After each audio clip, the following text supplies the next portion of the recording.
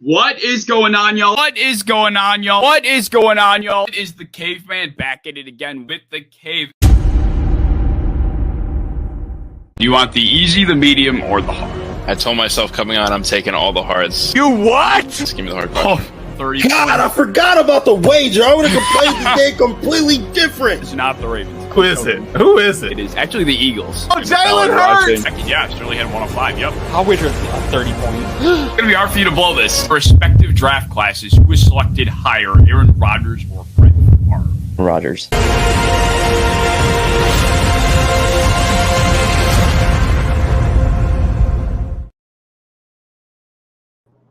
What is going on? I forget to cut out the cap cut stupid ending. What is going on, y'all? It is the Caveman back at it again with the Cave every Tuesday night at 9:30 p.m. Eastern Standard Time. I take to the airwaves on YouTube, Twitter, Facebook to talk about the NFL, and we have plenty to talk about this week as the insanity continues in this stupid ass league. But I'm very excited to welcome another special guest on the Cave, or in the Cave, I should say. And it's going to be a good one. We have a lot of good conversation. Clay is Clay from formerly Buffalo Fanatics, and I am bringing on today. If you guys are not very familiar with Clay, he is a PFF data collector. He is an NFL film analyst, and he also is a brilliant tweeter. And I'll let him get into some of that in just a second. But let's bring him on and do a little bit of introducing for himself. Clay, thank you for coming on, man. Hey, thanks for having me, man. It's a pretty cool opportunity. I'm a big fan of this show. You're a real creator's creator, you know? I feel like all the other content creators for Bills stuff are always like, yeah, man, I want to get on the Cave. I want to get on the show. So, thank you for having me. Yeah, of course. It's going to be a really good time, man. There's a lot of, like I said, a lot to talk about. I'm excited to see you go up against the quiz game. It's the big meat and potatoes to the whole show. So I'm excited to see how you do in that as well. But yeah, I have a couple things that I wanted to touch on regarding your guest spotlight, because there are a couple questions I had for you. I regarded this a little bit earlier. You are doing data collection for PFF, and I thought that was very interesting. So is there, what goes into data collection for PFF? Is that hard? It's time consuming. And I mean, if you know football, it's honestly not too hard. Really, it's just, you watch through the play and you enter data based on what's going on throughout the play. And, once you kind of get used to the system and the flow of the game and everything, and, what to look for and when to look for it, it makes it a lot easier. But it's definitely a tedious job, but an awesome opportunity. And I was just, really excited to have that chance to work for PFF. Yeah, that's really cool. What's going on, Pokemon? Glad to see you down there. Yeah, that's really cool that you do that. Is that just for Bills games, or do you do it for, like, what games do you do it for? Are you assigned? Yeah, so for right now, it's we fill out availability every week, and then they assign you to certain games within a time window that you're available, and it's almost live that we're doing it. It's kind of like, as the game is happening, or like a couple hours after the game, like you're entering data immediately, so they can get to making the grades because they have to have that base data in. But yeah, I mean, it's not for NFL, not for me anyway. Because usually the new guys are, you have a certain amount of plays per hour that you have to hit and a certain amount of errors per play that you're allowed. And so, I'm right on the cusp of just getting into some of the bigger college games. But right now I'm doing some of the smaller college stuff. The smaller school games that people usually aren't watching too much. And maybe the stats aren't quite as important. So the new guys like me can take care of those ones. Oh, okay. So it starts you off down low, like with the lower. Okay. That's very interesting. I didn't even think that would be how it worked. That's really interesting the way it works. I think Adam Quinn also does it. Or Aaron Quinn, I'm sorry, also does it too, if I'm not mistaken. But I've always wondered what went into that and who really does all the data collecting and, where it all comes from. But it seems like they kind of outsource and, they recruit people to do it. And it's obviously not easy to get a gig with PFF. So you clearly got to go ahead and really present yourself as if you know your stuff. But the other thing that I wanted to touch on regarding yourself is the brilliant tweeter thing that I mentioned. There's a couple great tweets that Clay has a couple bangers. Like, he'll go out on Twitter. He has a few bangers. He's got, what do you got, like 2,300 followers or something like that? Yeah, so it's around that number at the moment. Yeah, that wasn't grown by mistake. He had a couple bangers here and there, and he made a meme review that I I think you guys should go check out. So I'll have his YouTube channel linked down in the description below. But he's a very, very solid content creator as well. And he does a lot behind the scenes, like the meme review that he made. That's something that takes a lot of time, and it's probably a 5.5-minute video. And that probably took God knows how long. So go check that out. That'll be linked down in the description. So I thought that was pretty cool. Yeah, appreciate that. Yeah, of course. Clay isn't doing too much, front facing lately, but he definitely is a lot behind the scenes. So he definitely deserves to have that recognized before we get into everything. All right, so we'll move right into the first segment of the day, which is just pretty much the recent headlines. What happened in week 3 of the NFL season? And there was a lot that we could cover. We could probably spend the entirety of the show talking about it, but we're not going to do something silly like that. Mm-hmm. Starting with the first thing, and we're going to rip the Band-Aid right off. The Bills was a close one to the Miami Dolphins. We all watched it. We all saw what happened. We all experienced the roller coaster. What were your biggest takeaways from this game? I mean, it was just such a weird game. And watching it, it's so weird to have the stakes have never been higher for Bills for Bills football in general. And so it's, in these close games, it's a close division game against, 2 fan bases that have been at each other's necks all week on Twitter. And having those stakes, like my heart was pounding in the fourth quarter, man. I was so nervous. But my biggest takeaway, honestly, is just the Bills didn't take advantage of the opportunities that they had. They couldn't capitalize on anything. They couldn't score any points. And they had these massive drives where they have 20 plays to take it, 90 yards down the field, and then they can't get in the end zone. So it was honestly, I had to go back and watch because I'm like looking at the stats and I'm like, how the hell did the Bills lose this game, man? They beat them in every stat category. I just don't understand it. But honestly, I think that helped me feel a little bit better about the loss. After the game, I was like, I don't feel that upset about this, and I don't understand why. And I think it was just because the Bills still played really good football and had faced a lot of adversity. And I think going back through, there were about 6 plays that if you switched any one of them in the other direction, the Bills win the football game. So, I mean, they really are like 1 play away, and they had 6 of those opportunities to make that 1 play, and they just didn't make any of them, and that's why they lost the game. So I think having that there and knowing that this was a weird one-off situation with what was going on with the injuries and the son illness and everything like that, it makes me feel a lot better, and it's only week 3. So it's a long season. The Bills lost to the Jags last year, so it can't be any worse than that. And, on to the Ravens.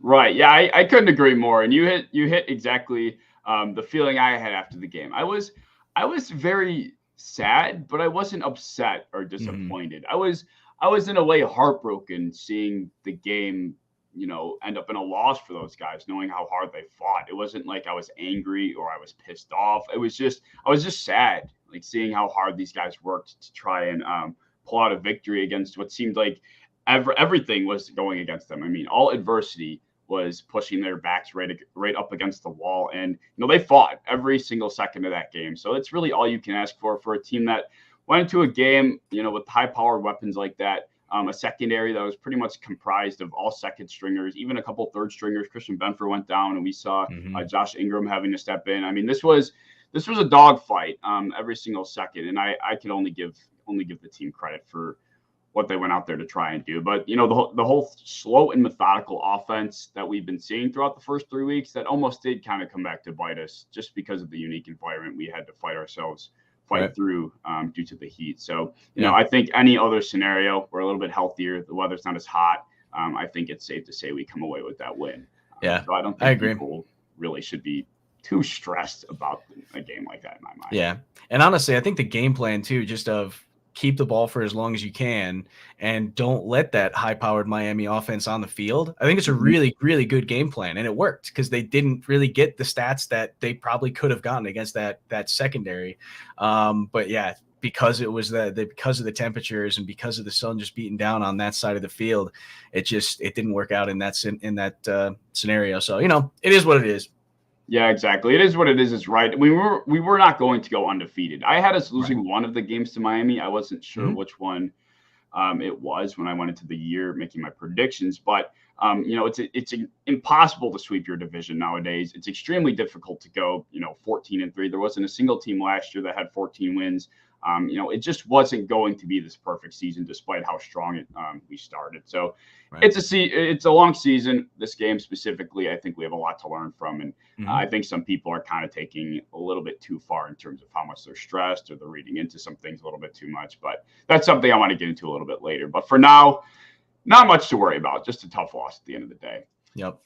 The second thing I want to get into for the week 3 NFL season, we have number 2. The Chargers and the Chiefs were also upset in week number 3. It kind of also brought me some solace, some peace of mind, knowing that the other 2 supposed powerhouses in this conference also were upset by in their respective matchups. Now, the Los Angeles Chargers specifically, their game wasn't close. They were pretty much beat up on the entire time, and at least for me, it didn't even feel like that was surprising, just considering the way the game went and knowing Justin Herbert was not feeling too great in the rib area. I don't know why. It just didn't feel like I was shocked at the end of that one.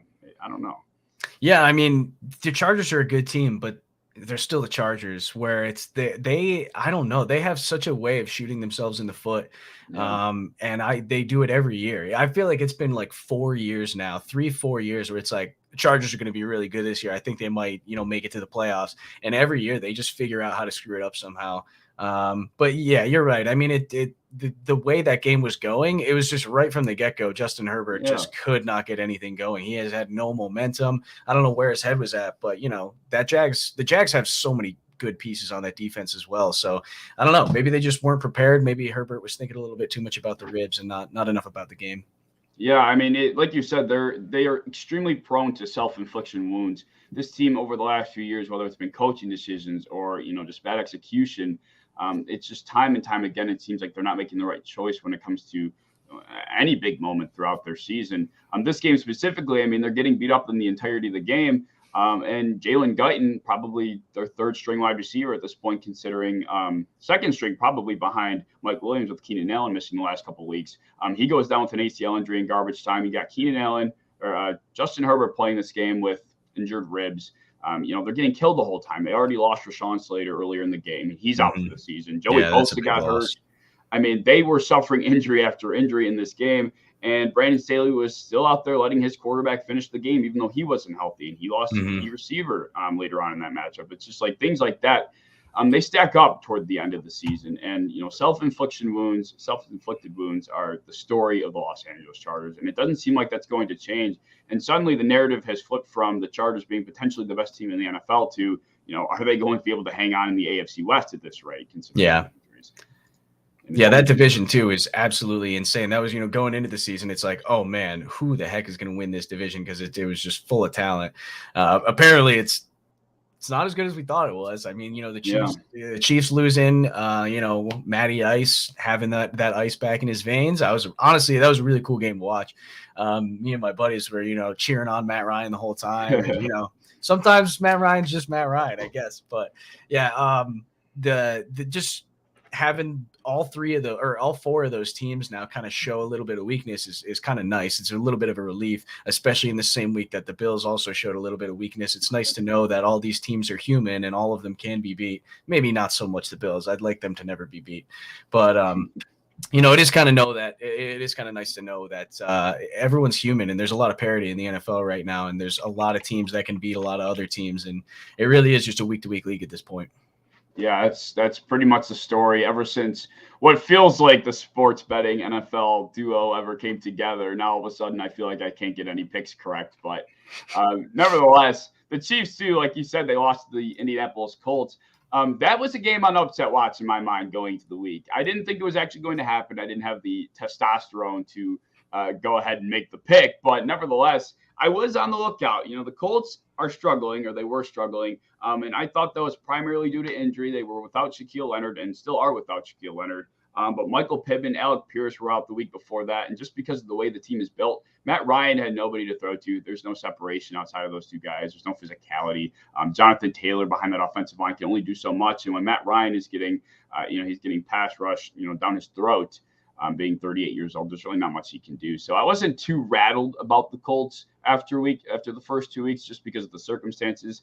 And once they were healthier, we saw what happened. Although I do think, that game wasn't really won necessarily on maybe the offense or defensive side of the ball. I know special teams was a big factor in that game, at least from what I heard. I didn't get to catch most of it, but I heard there was a lot of special teams errors on part of the Chiefs. Yeah, I didn't catch a lot of it either. I was watching Red Zone and doing other things at the time. But I just remember at the end of the game watching Matt Ryan make some special plays, and that was cool to see. Yeah, definitely. I really had high hopes for the Indianapolis Colts heading into the season. I expected them to take. I think a lot of people did. Really, they have a great roster and like good coaches, so why not? Yeah, right. And Matt Ryan's supposed to be this upgrade over Carson Wentz, which it hasn't looked like has been the case so far, but. I do think the Indianapolis Colts are one of those teams that are built to be very successful later on in the season, very deep, making a postseason run. They're a team that I like to call like a contender cracker, if you will. They can go up against the Bills or the Chiefs, and the way they play offense, the way they move the ball and keep opposing offenses off the field. I think that's one way to take down some of the top teams in this league. And whether or not they're able to even make it that far at this rate, because the Jacksonville Jaguars are breathing down their neck, I guess we'll find out. But yeah. Two big upsets in week three, including the Bills, but it makes us feel better that it wasn't just us, right? Right. All right. And the third piece of recent news that I wanted to touch on, I think I might have four. I can't remember. I do have four. The third one being Mac Jones goes ahead and suffers a high ankle sprain in the loss to the Baltimore Ravens. My first question to this is, what was your preseason record prediction for the New England Patriots, or some sort of ballpark? Yeah, honestly, I don't know. It was...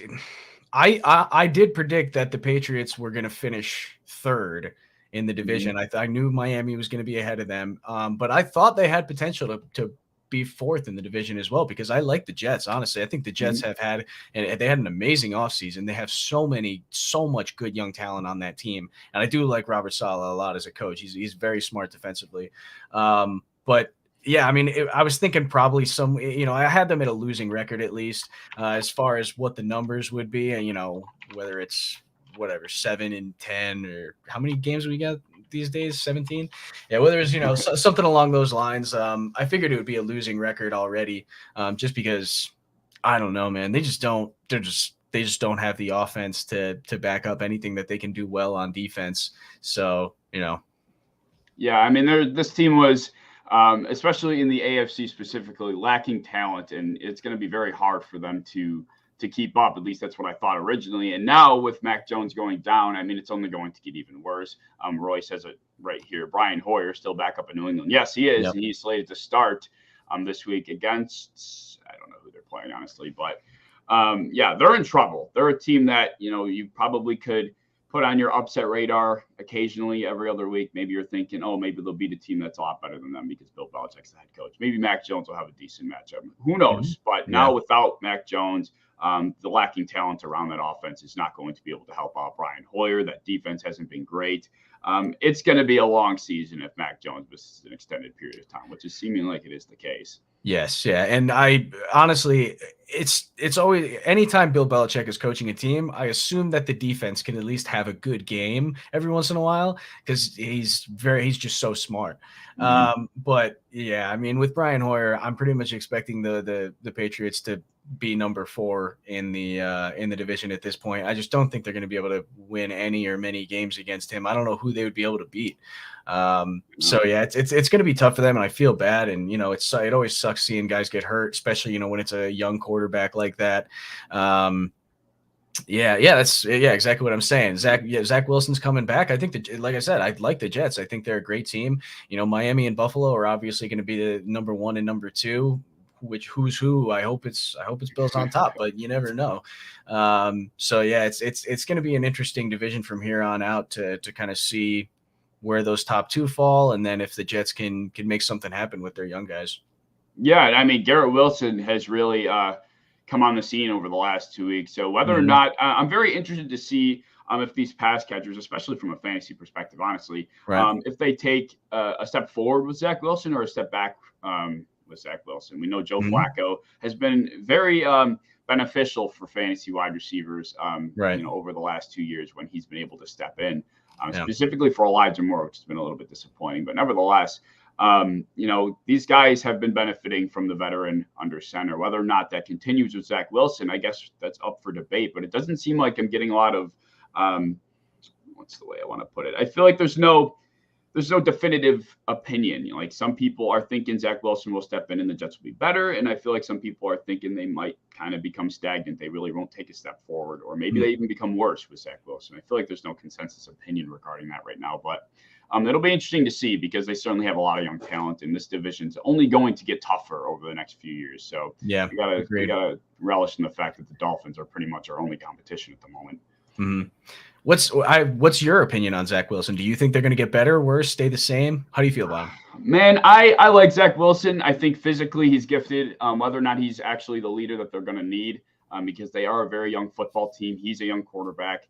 There's a lot of leadership capabilities that come with being a quarterback of a team like this, right? So I think it's really going to come down to the locker room things, the intangibles, stuff that we don't see behind the scenes. But nevertheless, he's definitely got the physical capabilities to be a star quarterback in the NFL. I do like Zach Wilson.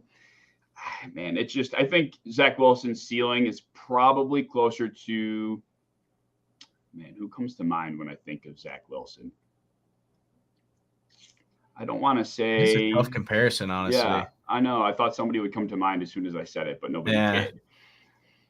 I don't know. I guess though the best way I can put it is Zach Wilson. He'll be a solid starter. I think he might need a defense to help him out. In some specific games, he might not will you to a win very often, but as long as Robert Saleh's there and they got Sauce Gardner in that secondary, and I think that defense is only going to get better. He's going to be good enough to help them win games if he develops, and takes the right steps in the correct direction. Do you like Zach Wilson? I do like. I like Zach Wilson. I think he's got it. I mean, at least like you said on the field, it was well put that a lot of it's going to depend on what he can do in the locker room and how good of a leader he can be. But on the field, I think he's got it. I actually really like him. He's got the arm talent to make a ton of throws that a lot of guys in the league can't. And that right there increases your ceiling. And he's got the athletic ability to make things happen with his legs when he needs to. Maybe not necessarily like a Josh Allen type of guy where he can make things really happen, but I think he can get it done enough. And you have to be an athletic enough quarterback in today's league, I think, in order to really excel. But yeah, his athleticism raises his ceiling. His arm talent raises his ceiling. So I think he's going to be a pretty good player. Honestly, I've enjoyed watching him so far, and hopefully he doesn't get too good. But we don't need two rivals in the division. So yeah, definitely. I just hope that he's not ruined. I think the Jets' days of ruining players are kind of over at this point, but he's still a very raw prospect, and I hope he's able to really learn from Joe Flacco. And I think considering the weapons that they have on that offense too, I mean, they have a relatively solid offensive line. They got Garrett Wilson, Elijah Moore, Breece Hall they just drafted. That team is looking pretty good in the next 3 to 4 years. They could be a threat. I agree. It's not only us, but the rest of the AFC. So they're definitely going to be a team on the radar. All right, and the final piece of recent news that I wanted to touch on real quick. This has been a little bit of a shock to me. The Las Vegas Raiders fall to 0-3 after losing to the Tennessee Titans. Now, just to give some context as to why I wanted to touch on this, I'm a big Derek Carr fan. I've become a very big Derek Carr supporter this offseason. I think he deserves a lot more respect. I think he's a very good quarterback.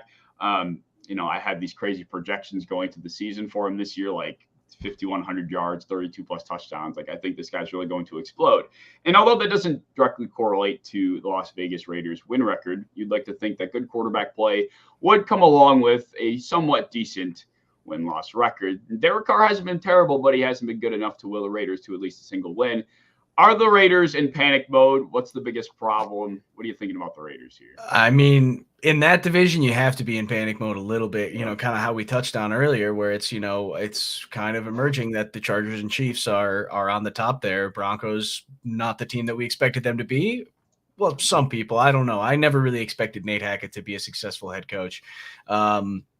And so, being a Bills fan, we kind of know a little bit more about Hackett than I think a lot of the rest of the league does. Jacksonville being the other team that would know a little bit about it. But, the Raiders have to be panicked a little bit. It is a long season, and, there are teams that have started 0-3, 0-4, and still made the playoffs. It's not an impossible feat. I think they still could do it, but at this point it's probably going to have to be a wild card spot because Chiefs and Chargers probably not going to be losing a ton more games unless something weird happens to either team. But yeah, I mean, I'm also a Derek Carr fan, and in the offseason, I was like, I think people need to be talking about him as an MVP candidate because having Devontae Adams, who he was thrown to in college, and he's got Darren Waller still, and he's got Hunter Renfrow, like he's got the guys to throw to, and I do think that he's a really good quarterback, and kind of just falls by the wayside a little bit because he's playing out there on the west side, and people don't really pay attention to the Raiders. Everyone wants to watch the Chiefs and the Chargers, so I do think he's good, and I think that they're going to get there. But yeah, a little bit surprising that they started out so slow. Yeah, for sure. I had them. I think I put them at 10 wins this year, 9 or 10 wins, and starting at 4-3 doesn't make that prediction look too hot. But I mean, they should have beaten the Titans this past week. I don't know if you caught any of that game, but Darren Waller dropped 2 of what should have been very impactful touchdown plays throughout that game. I think he dropped an original touchdown that would have put him down by like 3 or 4, and then he ended up dropping the 2-point conversion, I think it was, at the end of the game, which would have tied it. So Darren Waller, not very good for the Las Vegas Raiders lately, but nevertheless, I would be very worried if I was a Las Vegas Raiders fan, whatever exists of them over Vegas. So they're lucky the Chargers and the Broncos are stumbling out of the play. Yeah, that is very true. I like you said, I wasn't very big on the Broncos either going to this year. I think they require a lot of acclimating to Russell Wilson and the rest of the franchise. I think the next 3 to 5 years is where I think the best years of Russell Wilson and the Broncos tenure really hits the rest of the AFC. But for now, it's just too tough. I think new quarterback, new system, Nate Hackett. There's too much going against them right now for them to be successful. But they are lucky, the Raiders are, that things are stumbling over there in the rest of the West. Yeah.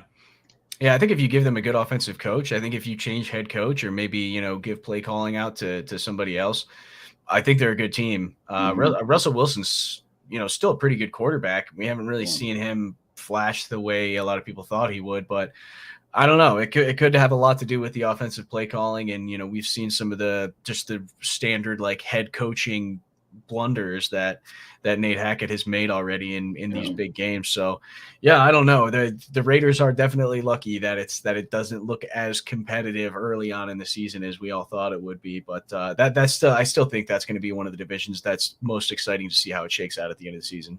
Yeah, absolutely. It's definitely the most impossible division to predict, and that hasn't changed since the beginning of the year. All right, so we'll move on. This is going to be the Q&A section. This is primarily for you guys in the comment section. If you guys have any questions you want us to answer, be sure to drop them down there, and we will be sure to get to them. But I do have some questions for you, Clay, personally, and we are going to start with my first question being, wait, why do I have this marked as number? We'll start with this one. Anyway, going back in the Bills-Dolphins game, partially going back to it, does the 0-7 in one-score game since 2020 stat for Buffalo worry you at all?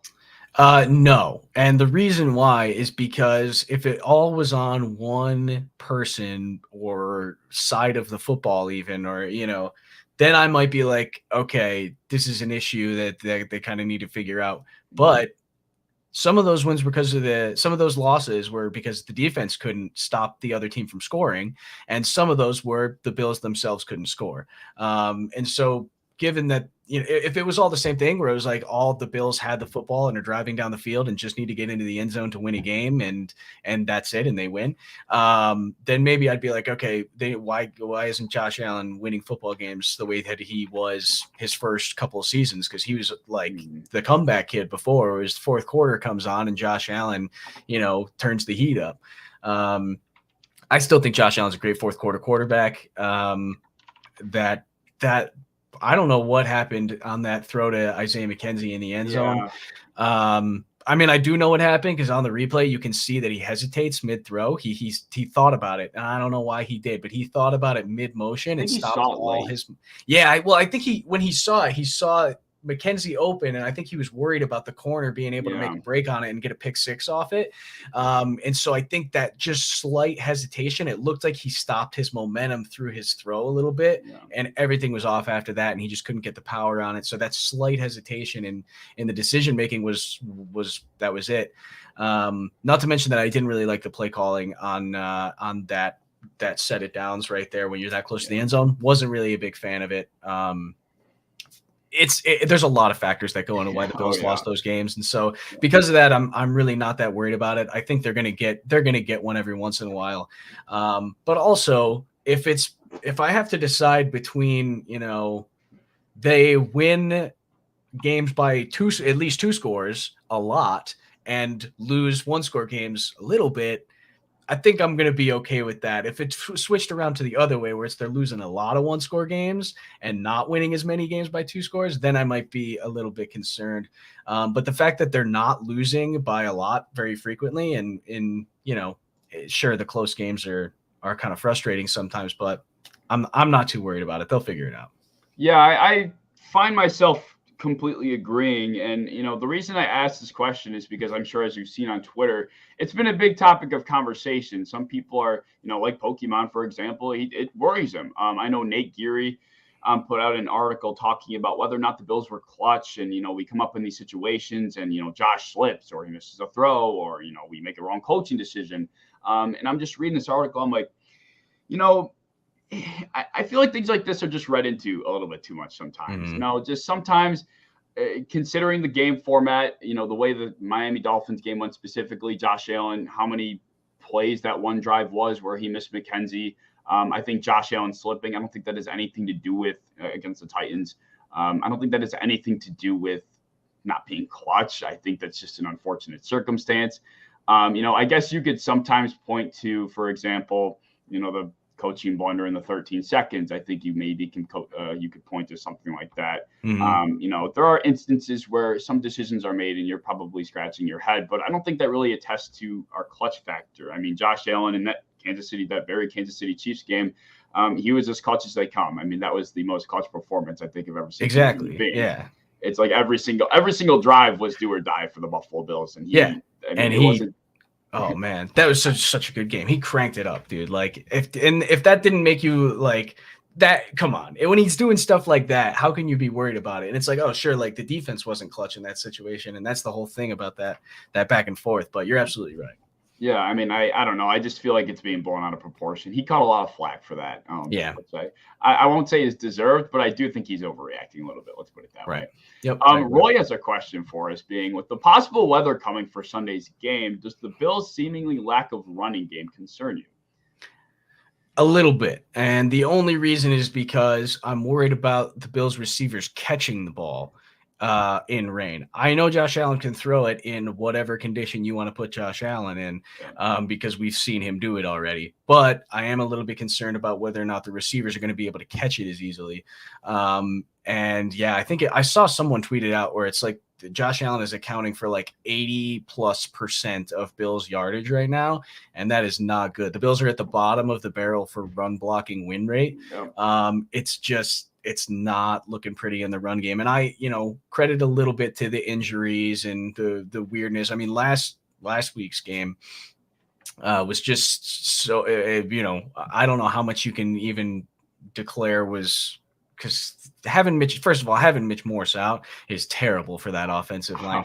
He's such a mental leader of that. The center is like the quarterback of the line. Yeah. And, he's always making sure the calls are right. And that's such an important position to have. And to have a backup in that position and to have your guys go down in the middle of the game, it was just ugly to see. But even still, they have to find ways to get Devin Singletary the ball more often, and they did last week by slipping him out into the backfield there, and that was another way to kind of counter the blitzes. But they got to give them some space. It's just not going to work with Josh Allen carrying the grunt of the load that he's carrying right now is too much. It's not sustainable. But yeah, in that weather, the Ravens are built to run the ball, and the Bills are not, so it is a little bit concerning. Yeah, and you touch on the lacking run block win rate. Our pass block win rate, I was trying to find it right now. It's not been great either, the pass protection win rate either. So, the offensive line that we thought was revamped, we thought it was a little bit deeper. Aaron Cromer came in, and I thought in the first week and a half or so, even first 2 weeks for that matter, it looked pretty good. I know injuries attributed to that and suspensions, Bobby Hart in the third week, but you'd like to think that this running game, even though we might not need it, I know the short passing game supplements for it sometimes. At the end of the day, you cannot pass 65. What did Josh have? 65 attempts. I mean, that is It was unbelievable. insane. Honestly, I can't believe the guy was alive at the end of that game based on how many guys were getting heat stroke. Yeah, for real. And this guy's throwing to Quentin Morris, and I mean, Gabe Davis was a shell of himself. Stephon Diggs was barely breathing. Seriously, I mean, like it was like, man, that poor guy. I felt bad for Josh and that guy. I felt bad for the whole team, man. And about the whole thing where like Josh is like resting his head on his shoulders, and it's like, oh, like why is he like what's going on there? I literally just think Josh Allen couldn't hold his head up any longer, and he was like, all right, Tua, we got to wrap this up, man. I have to sit down. Like I can't stand. So I just think that the whole talk about that picture too, it's a little bit of a memeable thing for Dolphins fans, which kind of sucks because now they got a little bit of ammo in that department, but. It was just one of those things where it's like, holy shit, like he actually just can't hold his head up anymore. Yeah. I mean, I know there were a couple of reports that came out after that game that said, they've seen, tired after a game before, but this was a different type of exhaustion. They were spent, like there was no energy. They were dead. And, that's exactly what you'd expect playing in 100-degree weather, being out on the field for double the time that the opposing offense was. So, going back on that point, we fought every last second. I think we're fine in the clutch situations for the most part. Of course, some decisions would be preferably changed, but I wouldn't say there's much to worry about. Second question that I have for you. Like I said, guys, if you're watching, you have a question that you guys want us to answer, feel free to drop it in the comment section. Leaving the Bills for another second. Are the Eagles or the Dolphins the better 3-0 team at the moment? I mean, that's a pretty easy one for me. The Eagles, man. I think the Eagles are a really good team.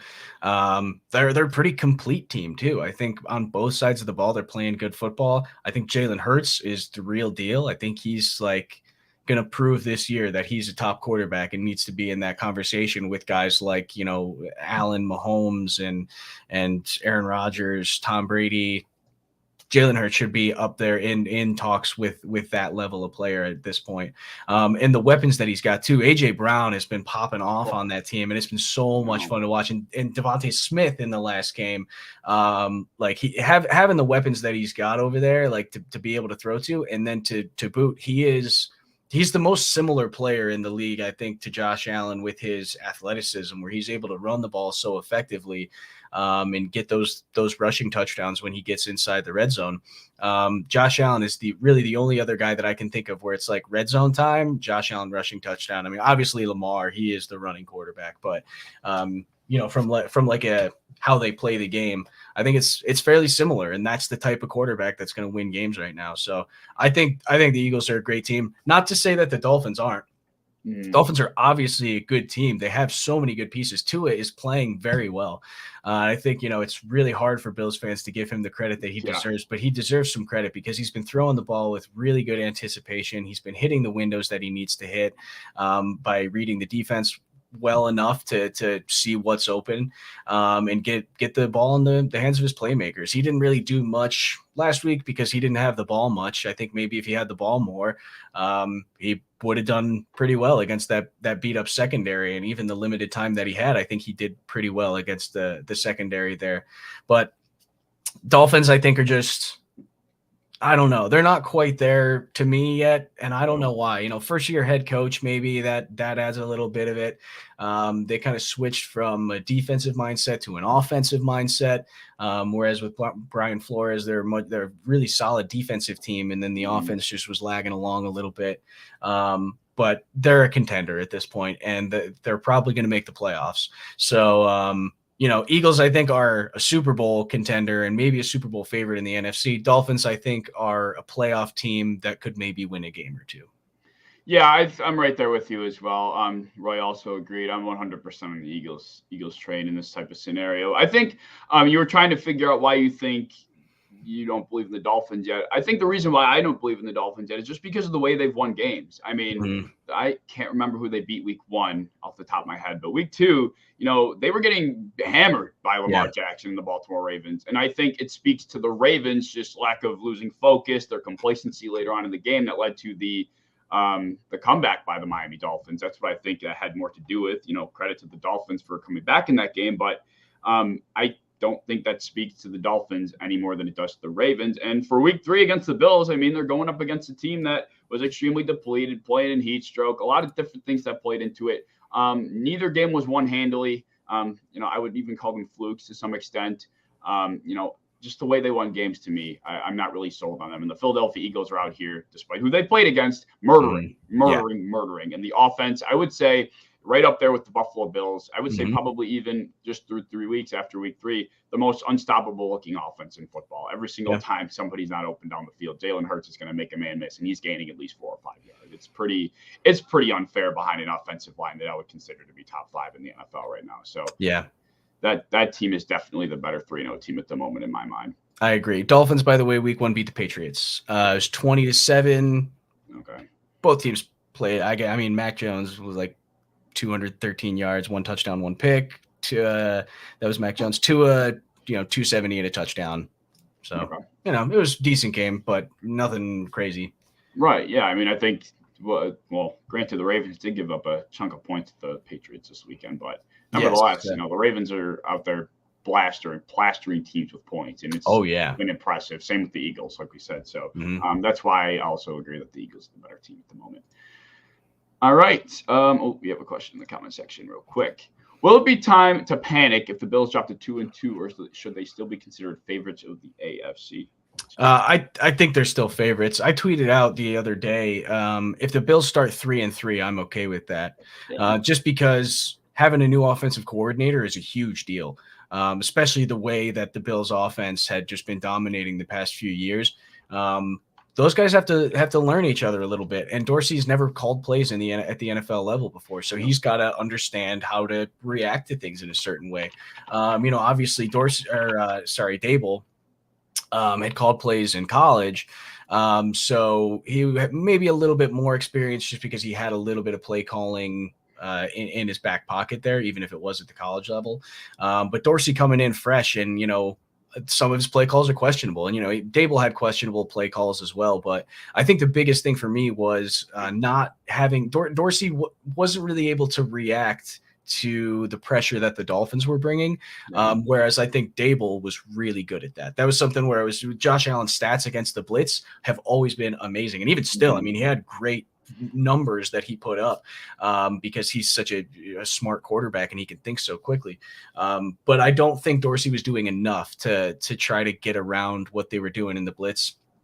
All they were really doing is just dumping the running back out. And if he wasn't there, if they covered him up, which they started doing toward the end of the game, Josh Allen was getting to a point where he was looking a little bit panicked back in the pocket in the same way that he was against the Jags last year, where it was like, that doesn't look like Josh Allen to me.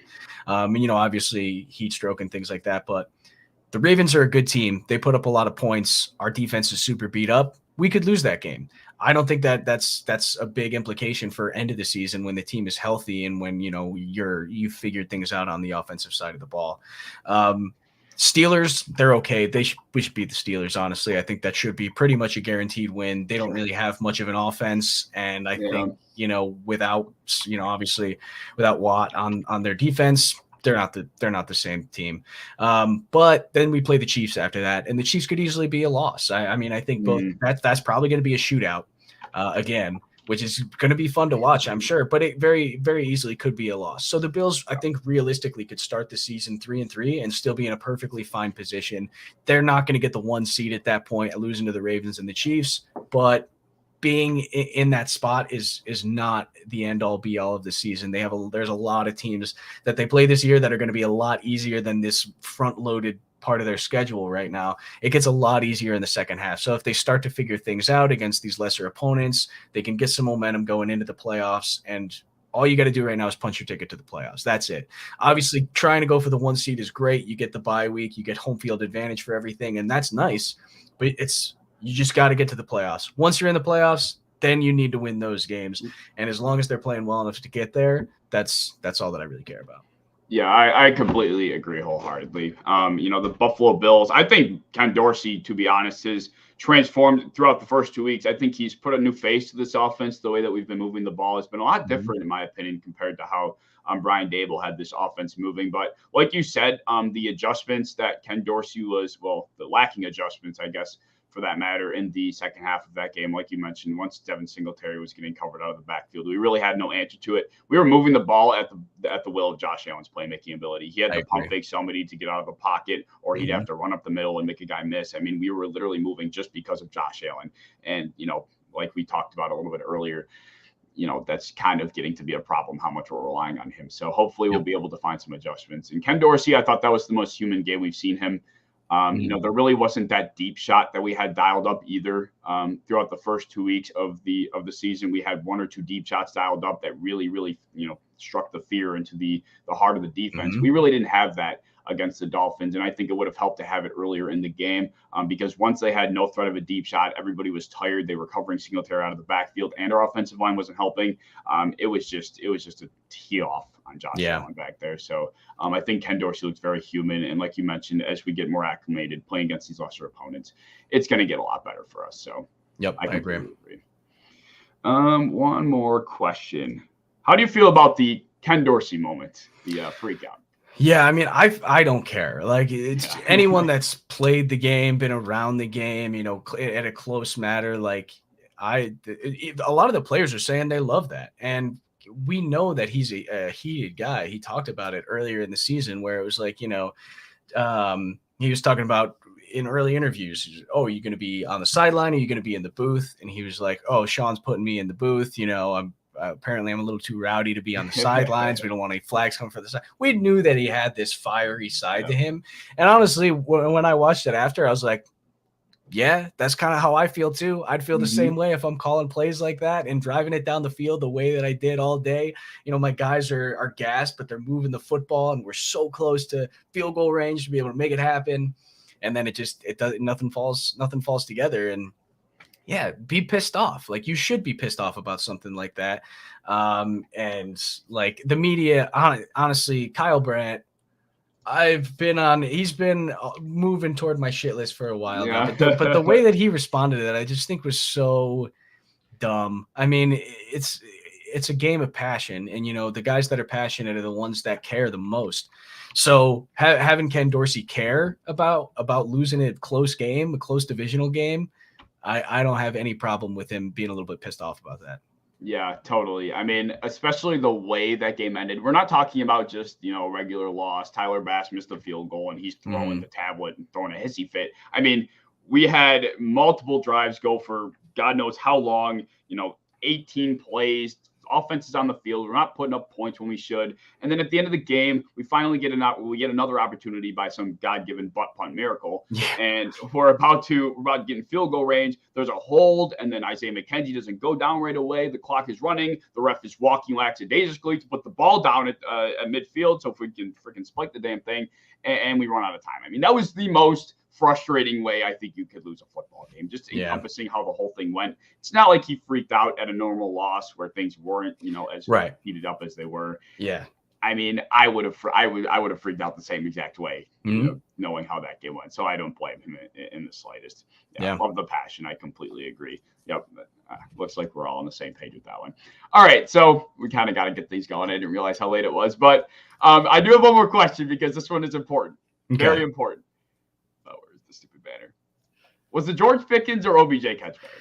Oh, it's OBJ. George Pickens' catch was sick. And I think George Pickens is going to be a dog. Like, I don't know what it is about the Steelers, but they always find extreme value in drafting wide receivers, and they've always done it. I mean, Deontay Johnson, George Pickens, Antonio Brown, Emmanuel Sanders, like the list just goes on and on and on about these guys that have like not been huge names going into the draft that they're like, yeah, we're going to take this guy. And he ends up just being an absolute stud. George Pickens is one of those guys. I really like him, but man, that OBJ catch, I think the throw was further. It was in the end zone and he caught it with 3 fingers while he was like essentially like, he was almost on the ground already and completely horizontal. Like the Pickens catch was sick, but like, the OBJ catch was better. I have no idea how he pulled that in still to this day. Yeah, I think there's some recency bias playing into people that think the Pickens catch was better. Although I will give Pickens credit, the way he distorted his body to kind of come down with it. That was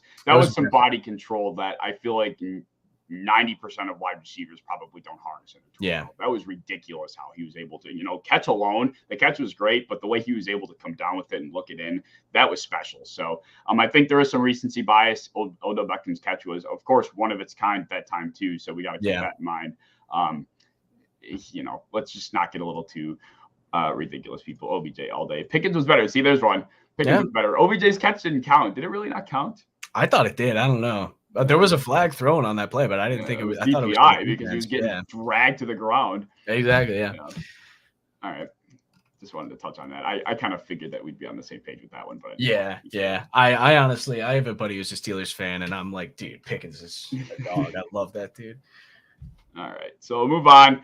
We're gonna get to the power rankings segment of the show. So pretty much what this is, I'm just gonna give you my power rankings for the ahead of week 4. Why did the banner not change? I hate StreamYard. There we go. Okay. So these are my power rankings going into week 3. These were what my power rankings were. If I can pull them up. Did I not bring them both in? Oh, we'll see what this one is. Why is StreamYard being so slow? Hello? Oh, this is bad. It's just not working. Okay. There we go. Holy shit. Okay, week 4. My power rankings for week 4. Apparently, I didn't upload week 3, but here we go. This is my power rankings for week 4. I have the adjustments made from week 3 to week 4. What do you think? What do you like? What do you don't like? Who'd you move? Wow, no slide for either the Chiefs or the Bills. That does surprise me a little bit. But I mean, there's still definitely 2 of the best teams. Like, they're definitely still top 5 teams right now.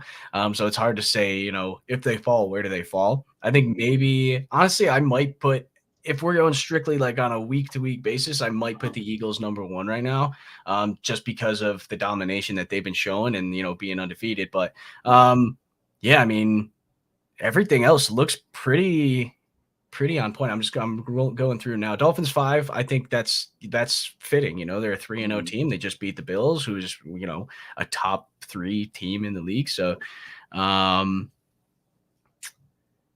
that's it. Honestly, it's a little crazy to me that like even though bad teams can still like win games. Like the Bears, I think are not a great team, but they still can win games. They still can put up points, and they did well. The Texans, they were in a close game. Honestly, I think with the Mac Jones injury, I might honestly put New England even lower than that. Yeah. Yeah. Washington went down 3. That's about right. Cardinals down. Saints way down with the injury. I lost so much damn respect, hope, aspiration, anything regarding the Saints after they lost to the Panthers, man. My biggest video this offseason was this video hyping up the Saints. Love the roster, championship caliber defense. Love Jameis Winston. The weapons are going to be great. I mean, everything was coming together, it seemed like. And they're 1-2. The Carolina Panthers somehow beat them. I guess that one's probably a little harsh, but I'm just very butthurt about the Saints. Yeah, that pissed me off. Yeah, and I mean, looking through like the other, the biggest movers, +7 for the Jags, absolutely, man. They deserved it after that win that they put out against a team that was considered a top dog. Colts and Titans +5 also both deserved, getting big wins respectively. Yeah, New England -6. That's I said I could put them lower, but -6 is still a huge drop and probably deserved with how the rest of their season's probably going to go, at least for the foreseeable future. But yeah, my Raiders -6. Yeah, they gotta be somewhere, man. And when you're 0-3 like that, doesn't matter how good you are on paper. But yeah, honestly, it's pretty good. And I was talking to you earlier, like, I don't even know who's good or bad right now, because it's like every team can play, man. It's such a week-to-week league where it's like, I don't know. At this point, it's just about the matchups or about, who ate their Wheaties that morning. Because I think really at this point, you could probably take like 20 teams in the NFL and any of them could beat each other on any given Sunday. So it's going to be one of those seasons where it's like, damn, who's bad?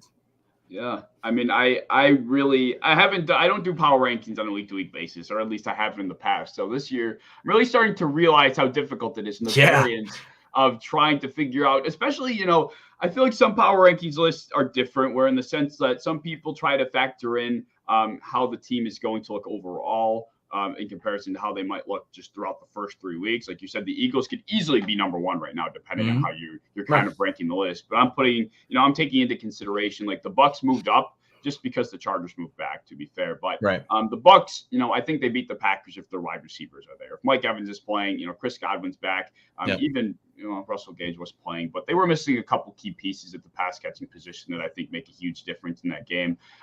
Same thing with the Bills, of course. If our team's a little bit more healthy, I think we beat the Dolphins. The Chiefs.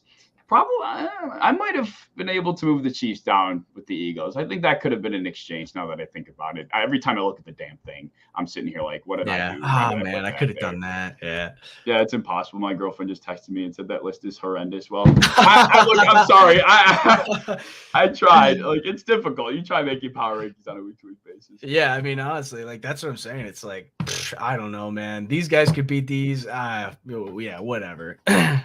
Yeah, Giants +2, interesting. Yeah, I mean, I don't know. Honestly, I'm not even gonna bother trying to. Yeah, the Giants have my respect at least at this point. They've played well. I like Dable obviously, and he's dropping brass balls early, so gotta respect it. Yeah, definitely. And Saquon's back. I love to see. Oh, for sure. I love to see Saquon because I think he's easily one of the. I think he's a top 5 back in this league when healthy, and it's nice to see people giving him that recognition once again. Absolutely. All right, so that's enough of the power rankings. StreamYard once again being slow. This computer needs to be restarted or something. I work in IT and I can't figure it out. That's ironic. All right, so that will wrap up the power ranking segment. Oh, by the way, the Bills signed Xavier Rhodes. Oh, they signed him. Yeah, awesome. Someone asked earlier in the show if they were going to bring in a safety or a corner, and I was like, Xavier and Howard, or what's his name? Xavier Rhodes. Rhodes, sorry, yeah. I was like, yeah, Xavier Rhodes. I mean, he's in Buffalo right now for a visit, so that's a great signing, honestly. But yeah, without the doubt, I mean, when Christian Benford had a fracture in his hand, I was like, God, yeah, I know, man, we cannot catch a break at all. We got Dane Jackson out for who knows how long. And we've been playing really well. And, you got the 2 rookies that have been playing well. Benford beat out the first rounder by playing so well. And now he's out for probably like a month getting surgery on that hand. Maybe, and when he comes back, he might even be in a club. So tough loss. But yeah, bringing in a veteran guy to kind of fill in for the meantime. And then even, as the season goes on, it's great to have that veteran presence, opposite Trey White to help coach these guys up a little bit. And because those guys are sponges right now, being so fresh in the NFL, and a guy like Kyrie Elam, who was primarily a man coverage guy, it'll be good to have another veteran around who can kind of show him the ropes a little bit. So but at this point we can use we need all the help we can get because of the injuries in the secondary. I just hope Jordan Poyer can play next week. Yeah, I mean, we can't indulge into it too much further, but yeah, I know we're already behind. we're not terribly behind. We're getting back on track. We're doing our best. We're good. But anyway, yes, Xavier Rhodes to the Bills. We also tried out we talked to at least that. Was it a Cardinals offensive lineman? I don't remember. He's signed as well. So he did sign. He signed today as well. Okay, well, all right, that's good to see some more depth. Yeah, that's going to be necessary. Definitely. All right, so one more segment for the quiz game. We're going to touch on this real quick. The underdogs of the week, once the freaking StreamYard background decides to change. It's pretty self-explanatory. We look at the slate of games for week 4 or whatever the next week is coming up, and we're going to talk about who the underdogs are and what team we think could come out on top. So I'll touch on mine first real quick, my underdog of the week. And something that I realized doing this segment, I don't actually go and take the team I talk about in my show. But I'm going to start changing. So this time around, the Arizona Cardinals are, to my surprise, underdogs against the Carolina Panthers this week. I think the Panthers are at home. They did just beat the Saints. The Cardinals did lose to the Rams, but I don't think that really speaks much. I mean, I think everybody expected that, right? But I was shocked to see the Cardinals underdogs to the Panthers. That is surprising. The Panthers are one of the worst teams in the NFL. I can't even believe they beat the Saints, but that's my pick. I think Kyler Murray is going to be good enough to will his team to a win against a very just battered down, poor coach, poor quarterback play, just not very much going for him, Carolina Panthers team. So that's my pick, and I'm actually going to take them in my picks this week. Which I think that's a good pick. Yeah. I mean, there were a lot of we talked about it before the show. There were a few options that I thought were enticing. The Jets were a good one, but I think you went with a pretty solid option, considering the value too. If you're a sports bettor, Yes. I'll let you touch on your selection real quick. Yeah, so my selection this week was the Jags, and I know I just talked about how good I think the Eagles are, and I do still think that they're a really good team. But the Jags, I think, are sneaky good. They have so much talent on the defensive side of the ball. We saw what they did against the Bills last season. They can. I really think that if they have a good game on the defensive side of the football, they can beat anyone. So I'm interested to see that high-powered Philly offense against all those really strong pieces that they have, and can they put it all together and make something happen with their athleticism too on the defensive side. I think they have a good chance of being able to contain or stop a mobile quarterback like Jalen Hurts in a similar way that they did with Josh Allen. But yeah, it was just because it was such a huge difference. They're like minus or they're like plus 6.5. I thought that was a huge gap for a team that is looking really strong and just came off of a big win. So that one I think was one of the ones where I was like, yeah, I think I think the Jags have a good chance of winning this game, and something's got to give eventually for the Eagles. Obviously no one's going to go undefeated this year. So it could be the Jags. I think they could be a little bit of a spoiler team. And show something. They have the most wide receiver twos in the league, which I guess it just adds up to having a couple wide receiver ones because it's working out for him. Yeah. Robinson's a beast, man. I'm so glad he's back and healthy, and not just he's on a few of my fantasy teams. I have ETN in one of my leagues as well, so it's a win-lose situation. But both of those guys are fantastic athletes, and you can give you could give majority touches to either one, and they're both going to play really well, I think. So I like what they got going over there. Trevor Lawrence is starting to pick it up a little bit and starting to play the way that everyone thought he was going to. So I think that's a pretty decent underdog for the week. At least if you're betting money line.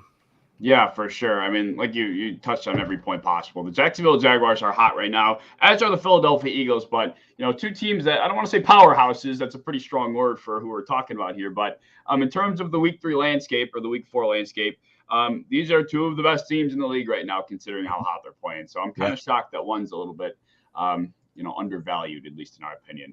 Zay Jones going to pop off. I mean, he's one of them. Zay Jones, Marvin Jones. I think Marvin Jones is still there. They got Christian Kirk, obviously, who's coming into his own as a wide receiver one. I can't even believe how well he's been doing. Yeah, honestly, that's shocking. Yeah, that was one of the things where I was like, why are they giving a wide receiver 2, wide receiver 1 money? But it's working out for him. It's honestly pretty crazy. I did not have faith that those receivers were going to be playing the way that they are. I like Marvin Jones. I think he's an underdog. I've always liked him. But Zay Jones also has been playing a lot better. He had a really good couple seasons out in Las Vegas with the Raiders. That team's good, man. They're a good team. Yeah, they absolutely are, and they deserve all the credit. Doug Peterson deserves credit. Trevor Lawrence is taking steps in the right direction. I like their defense too. I think they're getting close to that Saxonville type of environment that we saw back in 2017. I think that's what they're really trying to get back to. So credit to the Jaguars, because I laughed in people's faces when they said that the Jaguars would have an opportunity to take the South, and I am eating my words right now, I gotta say. All right, so that will wrap up the underdog segment, leading us to the most anticipated segment of the show once the banner changes over here in StreamYard. This is the Caveman's Quiz Game. I'm looking forward to seeing how you do, Clay. It's going to be a really good time. If you're not familiar with what the Caveman's Quiz Game is, this is how it works. There are 5 questions. Holy shit, can the overlay work? Thank you.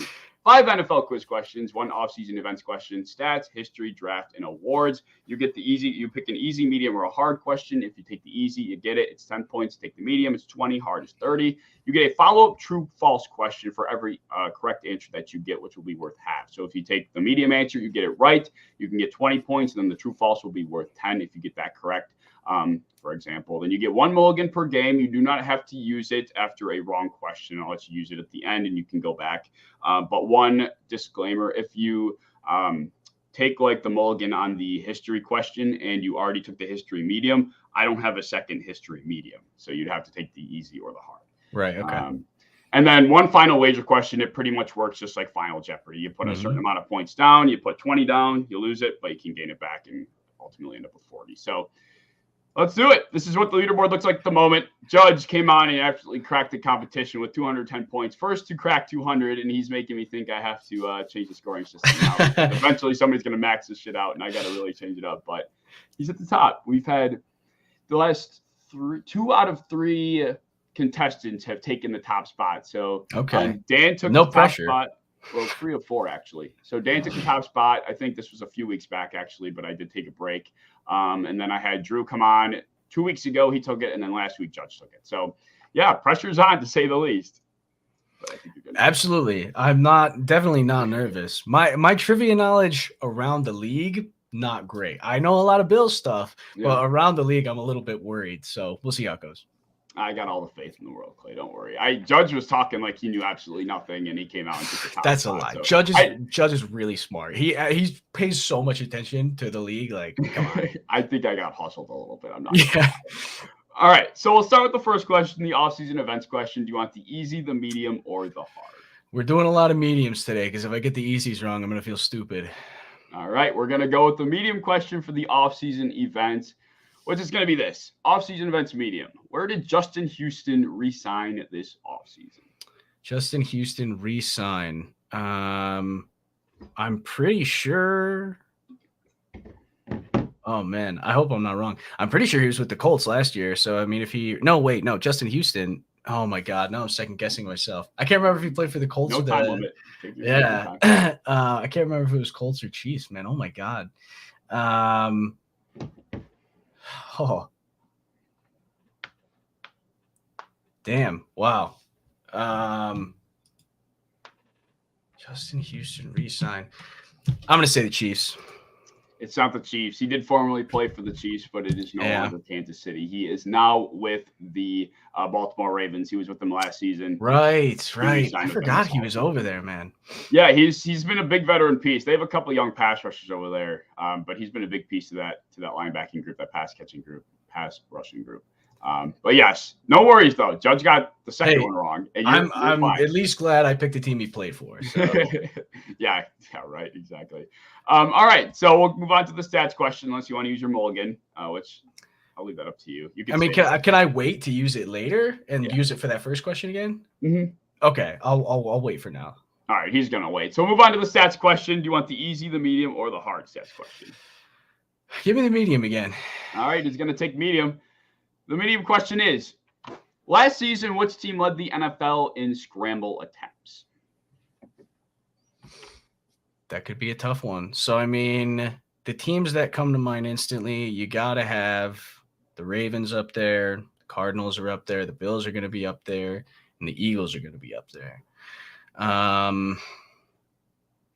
I don't know. I don't think it would be anyone really besides that, unless it's maybe the Chiefs. But Pat doesn't really scramble that much, I don't think. The thing is, too, is like the scramble. So it's like they can't have that good of an offensive line either, right? That's a tough one. I'm leaning towards Cardinals, honestly. Kyler likes to scramble a lot. But he also likes to run around and throw up behind the line. Hurts likes to scramble a lot. Josh, I don't think scrambled as much as we think he did last season, so I'm going to rule the Bills out. Let's go with the Cardinals. It was not the Cardinals. It was the Ravens. The Ravens did scramble the most. Yeah, I think you overthought. I did overthink it a little bit. Yeah, because Lamar did miss a decent chunk, but Kyler also missed some time, so I should have taken that into consideration. I didn't even remember that portion. Yeah, Kyler did miss some time, but yeah, it was the Ravens. Tyler Huntley stepped in and he made up for a decent chunk of that. Right. That makes sense. Yeah. No worries though. You got a lot of time. You got a lot of points to make up for it. Now you have to go all hard. Yeah, that's not going to happen. That sounds like the worst idea. All right. So no worries. Like I said, we're going to move on to question number 3. Unless you want to use your mulligan, I'm going to give you every opportunity. We'll wait on that. We'll see how we feel. All right. So we'll move on to history. Do you want the easy, the medium, or the hard? Let's do medium again. Let's try it out. He's going to take the medium. Who has the record for most receiving touchdowns in a single season in NFL history? Kind of a stats. Most receiving touchdowns in a single season. I mean, Cooper Kupp obviously comes first to mind because I feel like he might have done it last year. But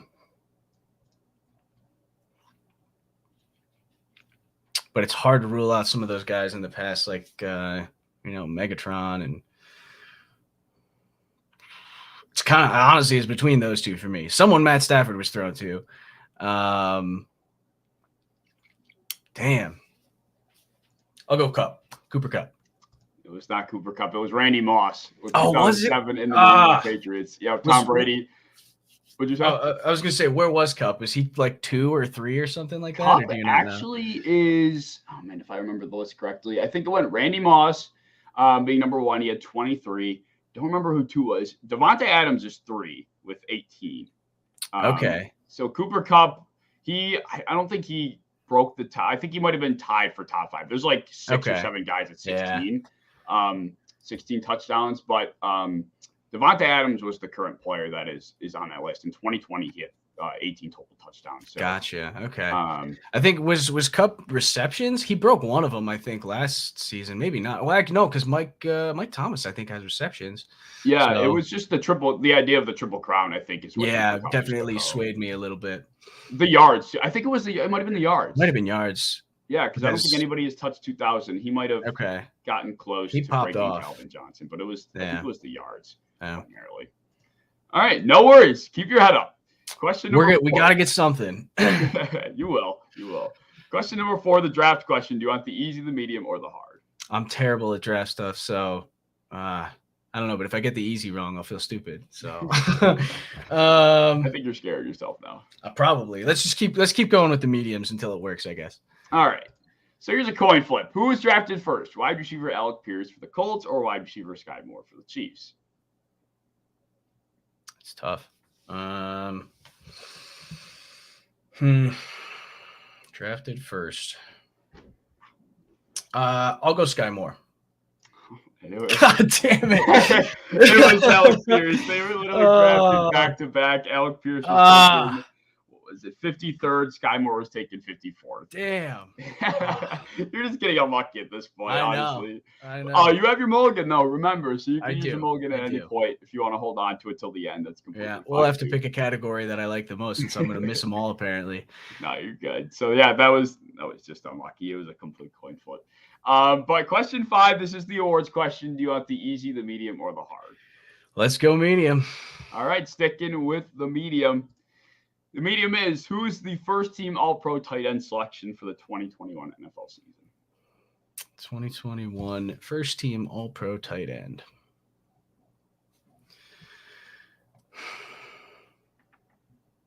I feel like I don't want to second guess myself too much because I feel like it had to be either Waller or Kelsey. Oh, Kittle too, though. Fuck.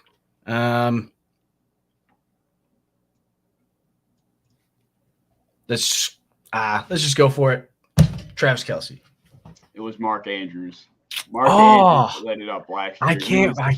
I keep forgetting about the big guys. That's all right. Mark Andrews did have it. I think he destroyed it. Yeah. What's up, Matt? Yeah, so it was Mark Andrews, but he I don't know if he broke any records, but he was I forgot he had a ton of touchdowns, didn't he, last year? Yeah, he was Lamar Jackson's top target without question. Yeah. Not to mention the fantasy production. That's something that always sticks in my mind with Mark Andrews. He's just the fantasy machine lately. Yeah. And he was fantastic last year, and he is this year too. I need to stop forgetting about the Ravens, man. They've been there, and I just can't think of them. Yeah, I know. That's twice now you forgot. Well, I think you overthought. I definitely did. I was like, it's not Lamar, but yeah, that's all right. You got a mulligan, so I'll let you decide what category you want to go back on. All right, let's see.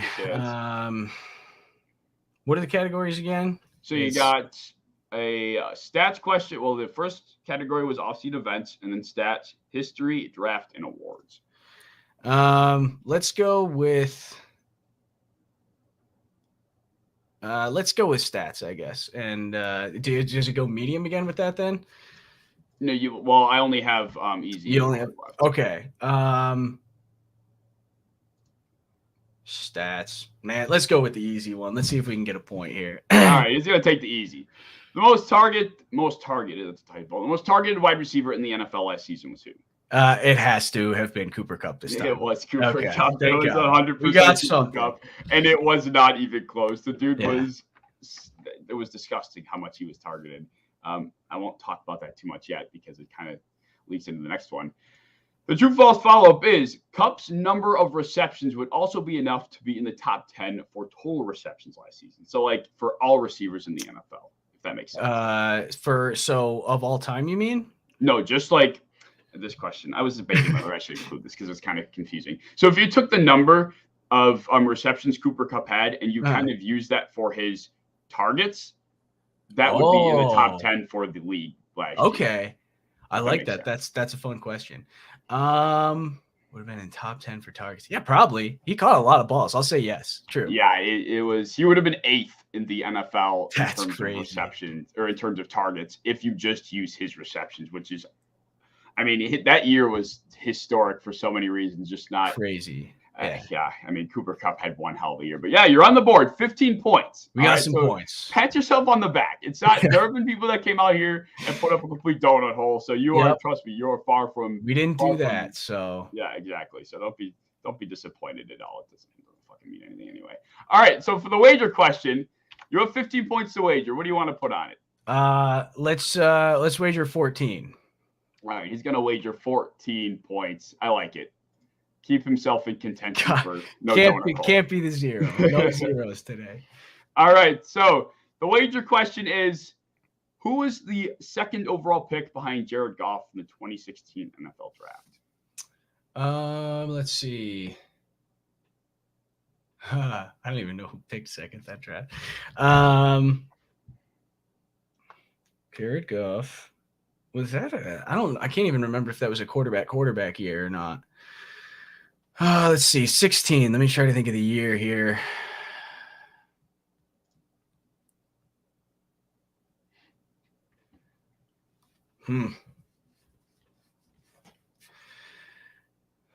Jared Goff.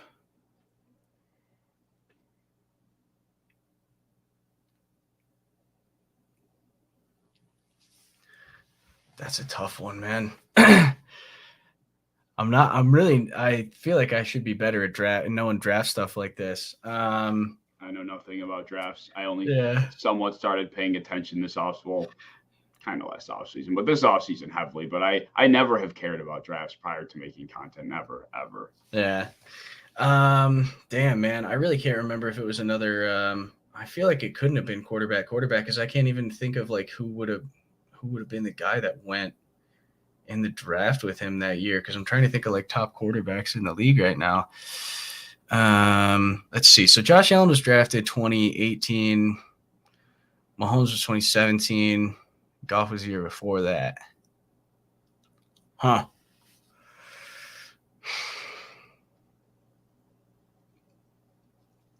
Man, I just can't think of who that could have been. I'll throw you a hint. He's in the NFC currently. Currently in the NFC? Yeah. All right. Damn. I'm just gonna have to throw out a guess, I think. Let's go. I don't know how old he is. Starting in the NFC. Yeah, starting in the NFC, yeah. So he's got to be under like a second contract too at this point. I'm leaning toward a pass rusher for some reason, and I have no idea why. 2016. Damn, man. Screw it. Nick Bosa. It was Carson Wentz. It was a quarterback. Yeah, it was Carson Wentz. Carson Wentz was taken. I don't know where he was drafted out of. I honestly North Dakota State. Was that where I wouldn't have known that. I don't think I would have known the answer to this question had I not made it. Jared Goff is the answer though. is what this is his third team now, right? He goes from the Eagles to the Colts to the to the Commanders. He started off hot these first 2 weeks. Looked like yeah, he's actually looked a lot better. I didn't think he was going to be that good, but yeah, I was thinking, I was like, Goffier, that was a quarterback, wasn't it? But talked myself out of it because I couldn't think of who it would have been. Like, who's a middle of the pack age wise quarterback? Yeah. Carson Wentz is an easy guy to forget about. I feel like he just because his career path has just been so weird. Whereas he started out okay, had like an MVP type season, and then everyone was like, "Oh, this guy sucks." So yeah. Well, once he kind of screwed up the Colts tenure, I think that was really where Carson Wentz, all the hope for Carson Wentz was flown out the window. But who knows if he's able to make some noise with the Commanders, which he's done a decent job at so far. Yeah. I think he's decent still. He's got a lot of tools there, and it's just about whether he can put it together or not. Yeah, absolutely. I mean, I guess we'll come to find out, right? Mm-hmm. But yeah, that will wrap up the final segment. Don't shake your head. No donuts, though. No, I'm no donuts because I'm like, that was close. We almost got 0, so we got a point, and I'm okay with that. Yeah, exactly. I mean, this is the first breadstick that we've had put up on the show. This is impressive. A single point. So you okay? All right. 0. There have been many zeros, and you are not one of them. That's good to know. And I figured there probably would be a lot of zeros because, I mean, it's not that hard to. Like I said, my across the league knowledge is not good, so I'm happy that I even got some points on the board. Yeah, I think also just being put on the spot doesn't help either. That's my biggest problem. I feel like I know a lot, but when I put on the spot, my brain completely freezes up, and there's too much floating around in my brain for me to go and find it. Yeah, I hear you.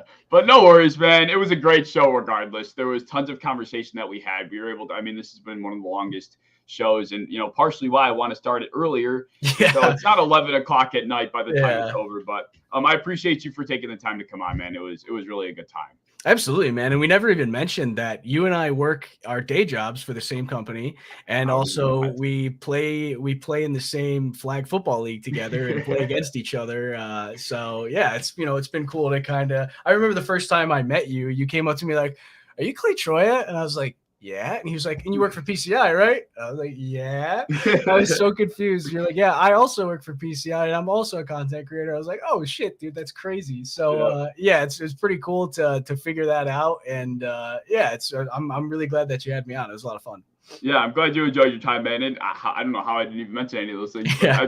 I think that definitely speaks to why we've had a lot of chemistry on the show tonight. And right, yeah. So, and I will also throw on a side note, he doing a nice Hail Mary to kick us out of the playoffs the last time we faced off. So I wasn't going to say it. I have to get it out for my own good because it still stinks to this day. It's funny. I thought that would be the one and only Hail Mary I'll ever complete in my life. But I had one like a couple weeks ago.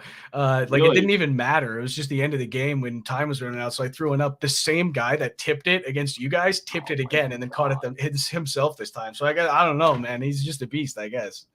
Oh my God, yeah, yeah. He came up big when he needed to the most last time. I know. But yeah, that was it, man. I hope you enjoyed. Anybody that did stick around up until 11 o'clock, I appreciate you. Anybody that's popped in, dropped any comments, even just viewed for maybe 30 seconds at most. I appreciate you guys for stopping in. If you enjoyed, subscribe, all that fun stuff.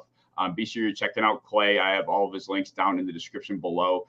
Like I said, he's been doing a lot of behind the scenes stuff lately, but what he does come out with, be sure you're checking it out, and he deserves all the recognition for the hard work he does. So thank you, Clay, for coming on. Thank you guys for watching, and go Bills. Go Bills.